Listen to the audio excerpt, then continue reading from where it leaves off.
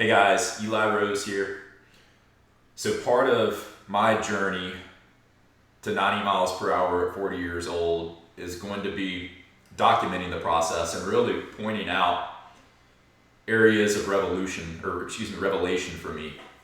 So a lot has changed in terms of training methodology, training processes, training theory since I played baseball over 13 years ago. My last professional fit pitch was in September of 2013, and it is now today's September 25th, 2021. So that's a 13-year span since I really researched this stuff. So there's going to be a lot of mind-blowing revelations for me, and I experienced one, and the purpose of this video is to highlight it to you, or highlight it for you. So before I get into the revelation, I'm going to explain what I've done up until this point and let you know why I'm a little tired. My arm's a little bit tired. The good thing about this is I've experienced no soreness in the smaller muscles that I used to feel soreness in during my playing days. So the rotator cuff muscles, my elbow tendons, like none of that. My primary soreness has come from the strength and conditioning piece of this program, which has hit muscles, bigger muscles that haven't been hit over the past couple of years. I've been working out really hard over the past 2 years, but the types of exercises I'm doing are hitting muscles that the previous workouts I've been doing haven't focused on. So it's good soreness that I've experienced, but yet I'm tired. My arm's tired. Again, it's been 13 years since I've been on a regimented throwing program, and over the course of the past 3 weeks, I've thrown approximately 1,000 plyo balls. So those are weighted balls, 1,000 plyo throws. I've done over 700 Jaeger band arm exercises. Throw in shoulder tube exercises on top of that, wrist weight exercises on top of that, and then my long tossing. I've been throwing 400 to 500 baseballs long tossing per week. So I started my long tossing program 2 weeks ago, so I'm at somewhere around 1,000 long toss throws, anywhere between 900 and 1,000 long toss throws over the past 2 weeks. My arm's tired. Today is the last day of week 2 of the driveline velocity throwing program for me. It's supposed to be a hybrid B day, but I'm switching it to a recovery day. I need a little rest and recovery. So when I felt the first sign of fatigue, my arm was fatigued. Again, it's not a bad soreness by any means, it's just fatigued. I started researching what I used to do when I felt fatigue. And the first thing I would do when I felt fatigue in the past was get an ice bag. I would ice up my shoulder, ice up my elbow. So I started researching icing, and what you see on your screen here is Driveline's take, Driveline's opinion on icing. So they believe icing plays a role in sports injuries, but it's not something you need to do on a consistent basis. It's more for acute injuries. I iced almost every day. Even when I wasn't hurting or didn't have pain, I still iced. It's what we were told to do.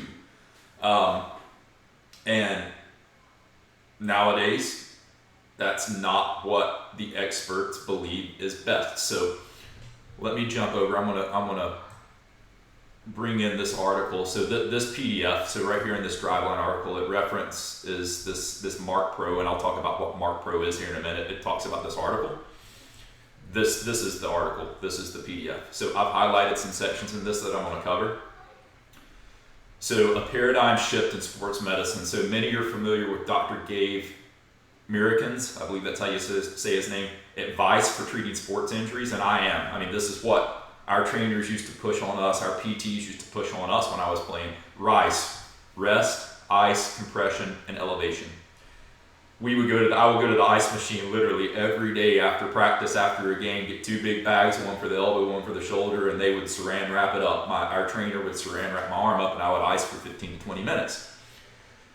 So the Dr. Gabe Mirikins, who put out this RICE theory, in 2014, he retracted it. So modern day research shows that ice and rest actually delays recovery. What's been proven is mild movements helps tissue to heal, and the application of cold suppression hastens or slows down recovery. So unless you have an injury, unless you have an acute injury, icing isn't good for recovery, and that's what I'm trying to do. I'm trying to recover my arm right now. My arm's fatigued. It's not hurt. There's no medical issue with my arm. It's just tired. So I need recovery. So let me scroll down a little bit more. So the biggest proponent for cryotherapy, icing, tends to justify its use in reducing inflammation. But inflammation is crucial to the body's natural healing process and ultimately leads to the repair of damaged tissue.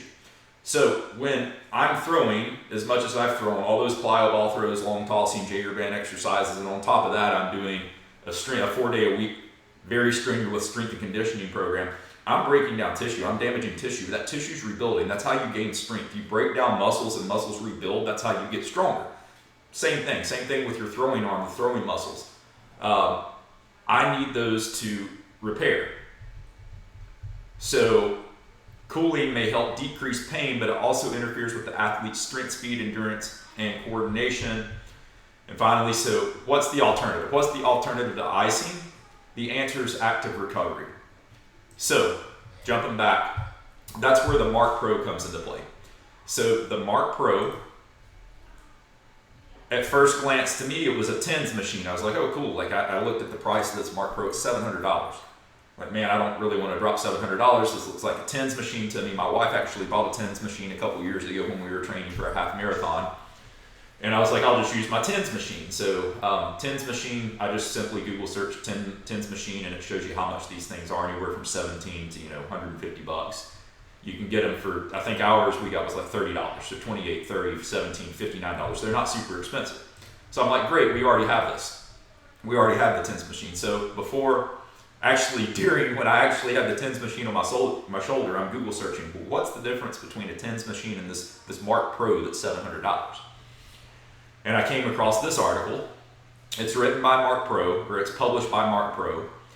And here's how they compare their device to a TENS machine. So TENS units have no rehabilitative recovery or conditioning benefits. And it goes on to say, and I'm going to have to read through some of this, so pardon if there's any silence, periods of silence while I read through this to get to the section that I want to point out.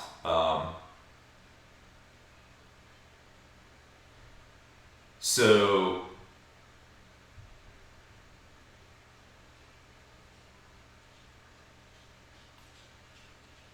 fatigue. So the way the TENS machines work is they send electrical pulses through the muscles, and it activates these muscles. It essentially creates muscle spasms. The frequency that the TENS machines are sending out fatigue the muscle. We don't want to fatigue the muscles. We want to repair the muscles. If we put those muscles back into too much action or create too much actions on those muscles, that's going to fatigue them. The type of pulse that the Mark 10 puts out is different than TENS machines, and it doesn't fatigue the muscles, it repairs the muscles. So I'm not a doctor, I don't have a degree in sports medicine or biology, but what my key takeaway is after reading all of this is the TENS will put out a different type of pulse than the Mark Pro. The TENS pulse does activate the muscles, but it fatigues the muscles. We don't want to fatigue the muscles, we want the muscles to recover. So the TENS machines are actually doing the opposite of what we want. They're setting back the recovery process, masking the pain, similar to what icing does. So the Mark Pro seems to be a better solution. It's more expensive, you get what you pay for, totally get it. So not taking that at surface level, I wanted to see who's using this, so I started diving into who's using it. Mark Pro in the world, there's, I believe, 27 major league teams listed here who's using it. Trevor Bauer, Corey Kluber, some big names, Josh Tomlin, big names in baseball are using this Mark Pro. And how does Driveline use it? So instead of icing, Driveline states that this is the most used piece of equipment at their facility in their velocity training program. So scrolling down, here's where it says 27 of the 32 teams use it. How do we use it? All of our pitchers in the Max Velo program that are 14 years or older use the Mark Pro for at least 15 minutes after training on both throwing and non-throwing days. We use a special configuration of the pads to target areas of fatigue for pictures. Flexor pronator. Flexor pronator is what protects your UCL, your ulnar collateral ligament, which is the Tommy John's ligament, biceps, and anterior shoulder. So it looks like I'm going to be dropping about $700 on this Mark Pro. If I'm going to go through this process, I'm going to go through it the right way. I'm going to use the most modern technology to help with this throwing program. So I'm going to be out about $700. That's okay. I've come to terms with that. I had actually bought this Ice Recovery shoulder elbow compression wrap. I used it yesterday. This was before digging into this research, so looks like I wasted about $100. Hopefully I don't have to use it. Hopefully I don't have any acute injuries as we go through this process. But you live and you learn. So I will be purchasing this Mark Pro. I will be using it in lieu of Icing. I will be using it every day, pretty much every day. The only day I won't use it, I have one off day a week. So 6 days out of the week, I am throwing, I am doing plyo balls, I am working out. I'm going to be using this Mark Pro 6 days out of the week, and then I'm going to have one day where I take completely off of everything. And we'll see how that goes. I may actually implement this Mark Pro on that off day. I'm not sure. But hopefully this helps. This was a big debunk for me. I mean, I used ice literally every single day while I was playing ball. Every day for years and years and years. Knowing what you know now, knowing what the industry knows now, it was a mistake. So you gotta adapt. You gotta understand what current research, what current practices are being used. And again, huge mind shift for me. So no more icing unless I have an acute injury. We're going to be using this Mark Pro pretty religiously. I'll be putting out videos like this on different types of revelations that occur to me as I go through my studying, my education. As I'm doing this throwing program, I'm also going through the Drivelines Foundation of Pitching certification course that certifies you as a driveline trainer. So I'm pretty sure there's going to be a lot of revelations for me. This is the first of many. So hopefully this helps. If you have any questions about this, drop your question in the comment section and I will do my best to answer it. As always, I appreciate your time.